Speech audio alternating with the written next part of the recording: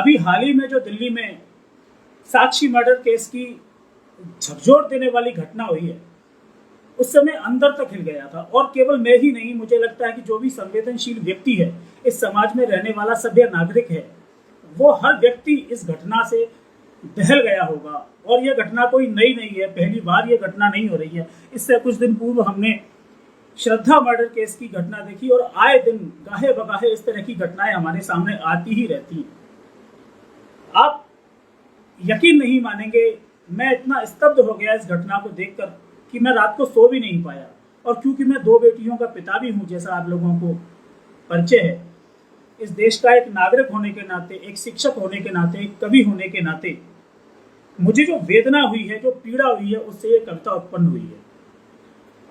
मैं कहना चाहता हूँ, सच्चाई तो यह है कि यह कविता मैंने लिखी ही नहीं, बल्कि वो जो विजुअल्स थे उस घटना के, आप सभी ने देखे होंगे। उस विजुअल्स में जो नृशंसता दिखाई दे रही है, मुझे लगता है कि जब मैं उसको एज्यूम कर रहा था, उसके बारे में सोच रहा था, तो वो रक्त के छींटे आकर मुझसे इस कविता को सुना रहे थे। मैं निवेदन करना चाहता हूं कि मैंने देखा कि वहां पर कुल मिलाकर उस विजुअल के अंदर 17 लोग थे जो कि उस दौरान वहां से गुजरे 1 मिनट और 6 सेकंड के अंदर। क्या हमारी संवेदना इतनी ज्यादा मर चुकी हैं? कोई भी व्यक्ति ऐसा नहीं था जिसने कि जरा सा भी प्रयास भी किया हो उसको रोकने का।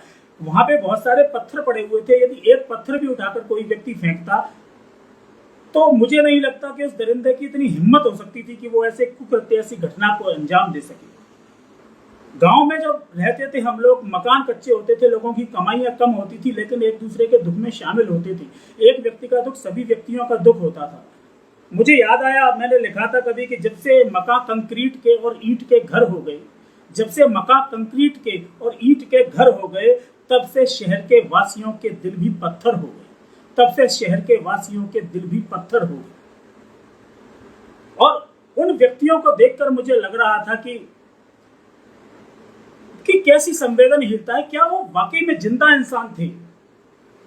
अपने हाथों अपना तर्पण कर चुके हैं हम, अपने हाथों अपना तर्पण कर चुके हैं हम। लगता है मरने से पहले मर चुके हैं, लगता है मरने से पहले मर चुके हैं हम। क्या ये दिल्ली, ये जिंदा दिल्ली थी जो वो दृश्य देख रही थी और किसी की हिम्मत भी नहीं हुई? लगा कि हमें क्या, ये घटनाएं तो रोज होती रहती है। मैं सीधे सीधे कविता से जुड़ना चाहता हूँ। माँ वागीश्वरी का आशीर्वाद प्राप्त करके उनकी साक्षात उपस्थिति में अपने कवि धर्म का पालन करना चाहता हूँ, क्योंकि मुझे लगता है कि हम मंचों से, अन्य प्लेटफॉर्म से बहुत सारी कविताएं पढ़ते हैं, लेकिन ये जो घटना हुई है इसके लिए कवि को कुछ कहना चाहिए। और मुझे लगता है कि मेरी वाणी या मेरे दिल में जो वेदना है वो आप सबके मन में भी होगी। तो सीधे सीधे जोड़ना चाहता हूँ। केवल कविता बेटियों के विषय में ही नहीं, बल्कि beटियों के अलावा उनके परिवार, उनके परिवेश, उनके माता पिता से भी कुछ बातें करना चाहता हूं मैं। लेकिन सबसे पहले मैं बेटियों से कुछ कहना चाहता हूं। जब बेटियां हमारी बड़ी होती हैं तो उनके तन और मन में नैसर्गिक रूप से कुछ परिवर्तन आते हैं। एक बासंती माहौल कुछ उनके सामने आता है, क्योंकि कहते हैं ये कि संवेगों की तूफानी अवस्था होती है किशोरावस्था, और उस समय जब बेटियां बड़ी होती हैं तो कुछ परिवर्तन आते हैं। कविता यहाँ से शुरू करता हूं कि बालपन लेकर विदाई देता है तरुणाइयां, बालपन लेकर विदाई देता है तरुणाइयां, मन में बासंती सपन तब लेते हैं अंगड़ाइयां, सूंघ करके एक निर्मल पुष्प वाली गंध को, सूंघ करके एक निर्मल पुष्प वाली गंध को, भ्रमर बन सयाद आते चूसने मकरंद को, भ्रमर बन सयाद आते चूसने मकरंद को। और क्या लगता है बेटियों को कि लगता है इससे कोई भी दूसरा अच्छा नहीं है, लगता है इससे कोई भी दूसरा अच्छा नहीं है। इस फरेबी भुवन में, इस फरेबी भुवन में इसका कोई सच्चा नहीं है। ये मुझे खुशियों के अंतिम द्वार तक ले जाएगा, यही सातों आसमानों पार तक ले जाएगा। प्यार इतना देगा कि सर आंख पर रखेगा ये, प्यार इतना देगा कि सर आंख पर रखेगा ये, कलिका बनाकर मुझको अपनी शाख पर रखेगा ये। और तुम कहोगी पापा हमारे बीच में आओ नहीं, तुम कहोगी पापा हमारे बीच में आओ नहीं, मैं बहुत होशियार हूँ कुछ मुझको समझाओ नहीं, और नेह के सारे पुराने बंधनों को तोड़ दोगी, नेह के सारे पुराने बंधनों को तोड़ दोगी, नेह के सारे पुराने बंधनों को तोड़ दोगी, अपने माँ और बाप को आखिर बिलखता छोड़ दो, अपने माँ और बाप को आखिर बिलखता छोड़ दोगी। डालते दाना शिकारी फरिश्तों की खाल में, डालते दाना शिकारी फरिश्तों की खाल में, इस तरह चिड़ियाएं फंस जाती हैं अक्सर जाल में, इस तरह चिड़ियाएं फंस जाती हैं अक्सर जाल में। यह बात तो सत्य है कि प्रेम से पावन और पवित्र कोई भाव नहीं हो सकता, और प्रेम में कोई जाति और धर्म का बंधन भी नहीं होता। लेकिन कुछ छलावे जब अपना नाम बदलकर एक एजेंडे के तहत इस कार्य को करते हैं, लुभाते हैं, फंसाते हैं एक एजेंडे के तहत, तब बेटियों को सावधान रहने की आवश्यकता है कि हाथ कलावा क्या पहचान है और क्या वेश रख के आते हैं। हाथ कलावा माथ तिलक होगा, आंखों में जल होगा, हाथ कलावा माथ तिलक होगा, आंखों में जल होगा, गले में माला पहनेंगे लेकिन सीने में छल होगा, गले में माला पहनेंगे लेकिन सीने में छल होगा। अरे सावधान तुम रहना साधु वेश धरे खल नीचों से, सावधान तुम रहना साधु वेश धरे खल नीचों से, बचकर रहना तुम सोने के हिरण बने मारीचों से, बचकर रहना तुम सोने के हिरण बने मारीचों से। इस बीच में लगातार प्रतिक्रियाएं आ रही हैं, मैं बहुत बहुत साधुवाद, बहुत बहुत आभार प्रकट करता हूं। कविता आगे पढ़ता हूं और कड़वा होना चाहता हूं, आदेशित करिएगा और मुझे हिम्मत दीजिएगा कि मैं और कटु होना चाहता हूं कि और इसके बाद सावधान करना चाहता हूं बेटियों बहनों को, और इसके बाद असली रूप में आ जाएगा, और इसके बाद असली रूप में आ जाएगा, बेइज्जत करेगा रोज तेरी गैरतें खा जाएगा, ताने कसेगा वो तुम्हारे आचरण को नष्ट करके, ताने कसेगा वो तुम्हारे आचरण को नष्ट करके, तुम पर हंसेगा वो तुम्हारे धर्म को पथ भ्रष्ट करके, और फिर इस जुल्म की हर इंतहा लांघेगा वो। मैं जो भी कह रहा हूं इस कविता के अंदर एक एक चीज वो है जो कि घटनाएं घटी हैं और जो हमारी बेटियां झेलती हैं। ताने कसेगा वो तुम्हारे आचरण को नष्ट करके, तुम पर हंसेगा वो तुम्हारे धर्म को पथ भ्रष्ट करके, और फिर इस जुल्म की हर इंतहा लांघेगा वो, और फिर इस जुल्म की हर इंतहा लांघेगा वो, जलती सिगरेट से तेरे फिर जिस्म को दागेगा वो, या तो तुझको मार कर तंदूर में वो सेक देगा। याद कीजिए घटनाएं कि या तो तुझको मार कर तंदूर में वो सेक देगा, टुकड़े टुकड़े करके तेरे जंगलों में फेंक देगा, टुकड़े टुकड़े करके तेरे जंगलों में फेंक देगा। तेरी खातिर लाएगा फ्रिज, तेरी खातिर लाएगा फ्रिज, या तो गड्ढा खोद देगा, तेरी खातिर लाएगा फ्रिज या तो गड्ढा खोद देगा, या भरे बाजार तुझको चाकुओं से गोद देगा, या भरे बाजार तुझको चाकुओं से गोद देगा। लेकिन ये सब सोचती नहीं है बेटी, उसको तो पहले कुछ और ही दृश्य दिखाए जाते हैं, उसको तो कुछ और ही सपने दिखाए जाते हैं।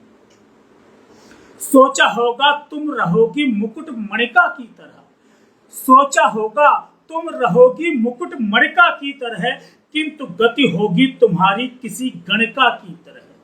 सावधान करना चाहता हूं, सोचा होगा तुम रहोगी मुकुट मणिका की तरह, किंतु गति होगी तुम्हारी किसी गणिका की तरह। अरे तुमने पाली होगी हसरत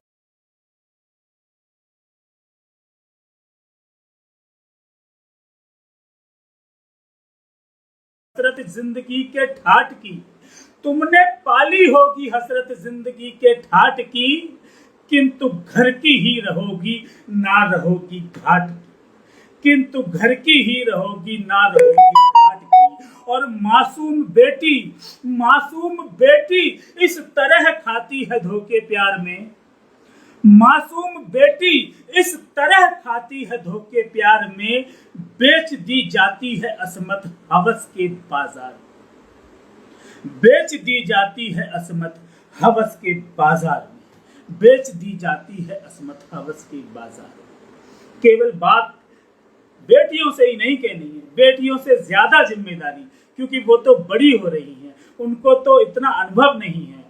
उनसे ज्यादा जिम्मेदारी उनके माता पिता, उनके परिवार और उनके परिवेश की है, उनकी ज्यादा जिम्मेदारी है। उनको भी संबोधित करके कुछ पंक्तियां कहना चाहता हूं। पिताओं से खास तौर पर यह निवेदन करना चाहता हूं कि लोग पूछेंगे कि बिटिया को क्यों समझाया नहीं था, लोग पूछेंगे कि बिटिया को क्यों समझाया नहीं था, दुर्गावती कर्णावती का मार्ग बतलाया नहीं था। बेटियां हो रही थी, बेटियां जिस वक्त अपनी हो रही थी कुछ बड़ी, बेटियां जिस वक्त अपनी हो रही थी कुछ बड़ी, क्या पास बिठलाकर उन्हें तुमने कभी गीता पढ़ी। हम संविधान वाले देश में रहते हैं, हमारा संविधान हमसे ये कहता है कि हमको किसी भी धर्म, जाति, मजहब पर उंगली उठाने का कोई अधिकार नहीं है। उनके खिलाफ मैं बोलना भी नहीं चाहता किसी के खिलाफ। ये सर्वधर्म संभाव वाला देश है, लेकिन हमारा संविधान हमको ये आज़ादी भी देता है कि अपने धर्म, अपनी संस्कृति की रक्षा करने का हमको अधिकार है, उसके लिए बोलने का हमको अधिकार है और उसकी शिक्षा देने का भी हमको अधिकार है। और हमको ये करना चाहिए कि अपनी संस्कृति, अपने धर्म की शिक्षा अपनी बेटियों को अवश्य दें। कि बेटियां जिस वक्त अपनी हो रही थी कुछ बड़ी, क्या पास बिठलाकर उन्हें तुमने कभी गीता पढ़ी।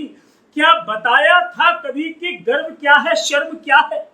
क्या बताया था कभी कि गर्व क्या है, शर्म क्या है।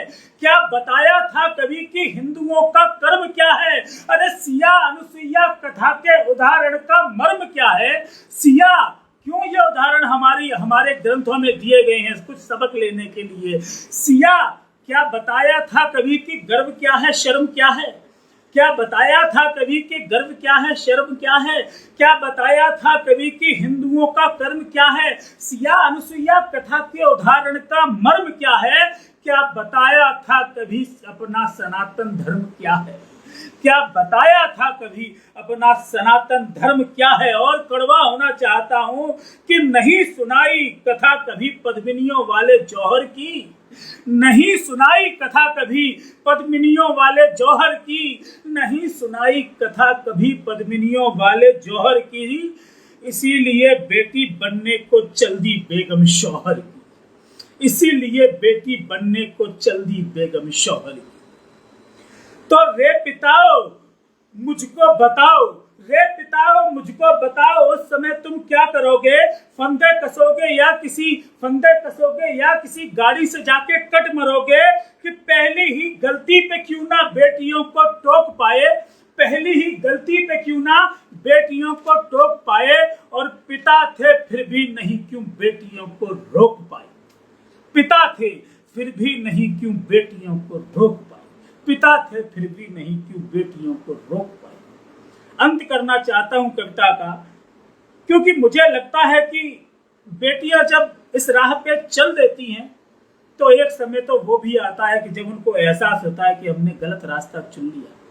वो बेटियां अपने घर को वापस लौटना चाहती हैं, अपने संस्कारों में वापस लौटना चाहती हैं, लेकिन उनको भय होता है कि अब तो मैं कहीं की भी नहीं रही, किस मुंह से अपने घर पे जाऊंगी, क्या मेरा घर, मेरा परिवार मुझे स्वीकारेगा। निवेदन करना चाहता हूं, लौटना तो चाहती जब चोट खाती बेटियां, लौटना तो चाहती जब चोट खाती बेटियां, किंतु भय से घर नहीं है लौट पाती बेटियां। लौटना तो चाहती जब चोट खाती बेटियां, किंतु भय से घर नहीं है लौट पाती बेटियां। खोल करके